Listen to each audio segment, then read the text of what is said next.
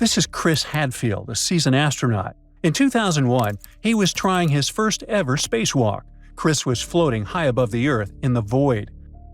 Nothing but the sound of his own breath and the silence of space. He saw the Earth beneath, and the sight was incredible. He couldn't feel it physically, but he was actually moving at a speed of almost 18,000 miles per hour. Chris was watching the Earth spin below him, a sight that he later described as a self-propelled art gallery. Then, suddenly, everything changed.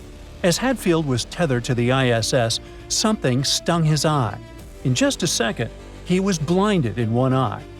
It turns out it was a drop of the antifog solution used in his helmet, a tiny mix of oil and soap, something that's usually harmless, but there in zero gravity, it turned sinister.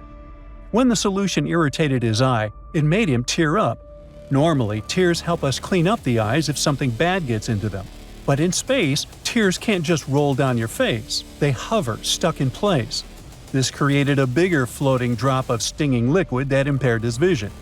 And, in a cruel twist of fate, physics, it seeped across his nose, blinding his other eye. That was a nightmare. Chris was completely blind and floating alone in open space. He was only holding on to the International Space Station with one hand. But the astronaut didn't panic. He drew on years of meticulous, relentless training, the endless hours astronauts spend simulating worst-case scenarios. Astronauts are hardwired to react to such situations without fear. They get exposed to worst-case scenarios repeatedly and recalibrate their reaction, from paralyzing fear to calm acceptance. He even mentioned that it was like training himself to walk through a spider web without flinching. For Chris, that training allowed him to stay collected even while blind in the void. So he focused on the task at hand. Despite the temporary blindness, he continued the walk as planned. Eventually, his tears dissipated and he regained his vision. After that, he successfully completed the spacewalk. And it was a lesson to NASA guys on Earth, too. Now they switched to Johnson's No More Tears to prevent this stuff in the future. But some adventures in open space end up much worse.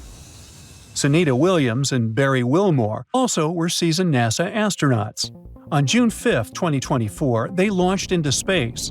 It was supposed to be a quick 8-day mission to the ISS, a test flight for Boeing's Starliner spacecraft. But things didn't go according to plan. Shortly after liftoff, the mission hit turbulence. Not physical turbulence like in planes, but a fountain of technical issues. First, there were sudden helium leaks. They happened in the propulsion system. Helium is super important in spaceflight.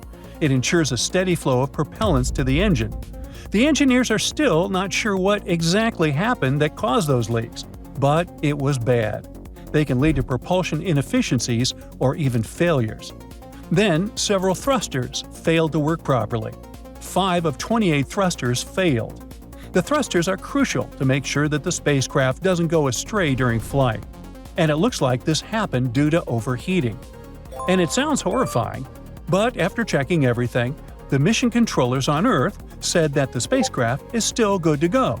The systems were sufficient to continue the mission safely. Just like Chris Hadfield, these astronauts didn't panic either. They managed the situation effectively. After some troubleshooting, they safely restored functionality to 4 thrusters and continued flying to the ISS. On June 6, they successfully docked at the station. But it was just the beginning of a nightmare. Now, months later, Williams and Wilmore are still stuck there. The planned 8-day stint accidentally turned into an 8-month stay. They still remain aboard the ISS, not because no one wants to get them out of there, but because it's way harder than we might think. The Starliner, designed to bring them home, turned out to be unsafe for the return trip. SpaceX and Boeing decided the spacecraft would return to Earth without any humans on it. They had to investigate the issues. This also means that they'll need to make and send something else to return the poor couple back home. And it's far from idle time. They still have to work, do experiments, maintain the station, and even go on spacewalks. You just can't catch a break in space. Now, an even more horrifying situation happened to South Korea's first astronaut, Yi So-yeon. On April 19, 2008, Yi was aboard the Soyuz TMA capsule, a type of spacecraft that can carry astronauts to and from space. And she wasn't alone there. There was a flight engineer, Yuri Malenchenko, and American commander Peggy Whitson with her. All three of them were returning from the ISS.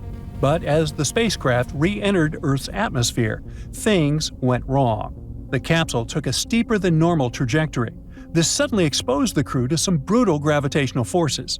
The gravity was twice what they would normally feel. All of them got stuck inside the cramped, weightless cabin. Loose objects turned into projectiles. They struck Yi, pressing her body against her seat. It was excruciating, and the engineer mentioned that it made her scream, a rare moment of an astronaut actually losing their cool. For a brief moment, she thought this might be how her life would end.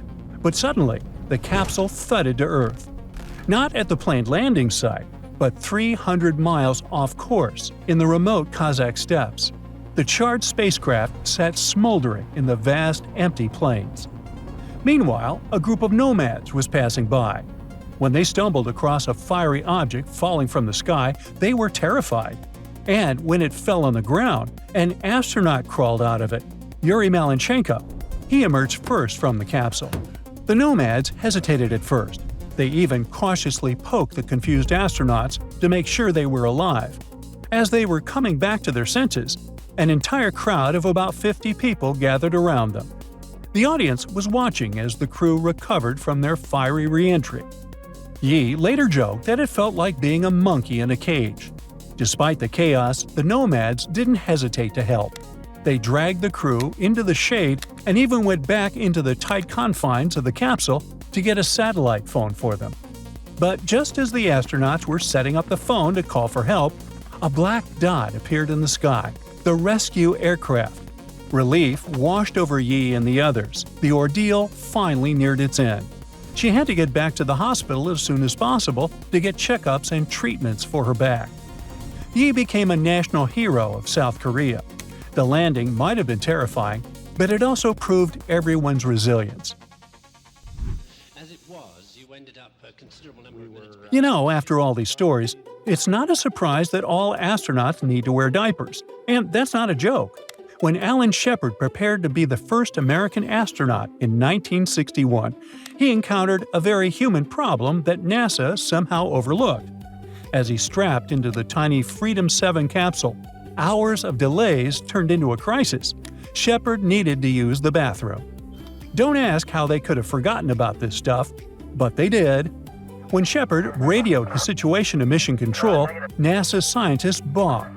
If he did it right in his suit, this could short-circuit his body monitoring cables. But after some debates, they realized it was their only option. Yep, the first American in space ended up with a wetsuit. NASA learned a valuable lesson that day. Over the decades, they created maximum absorbency garments, or basically space diapers. They're worn under a spacesuit during critical phases, like launch, re-entry, and spacewalks. So, although it was probably cringy for him back then, that was just a reminder that even the most advanced missions must account for the most basic human needs. That's it for today. So hey, if you pacified your curiosity, then give the video a like and share it with your friends. Or if you want more, just click on these videos and stay on the bright side.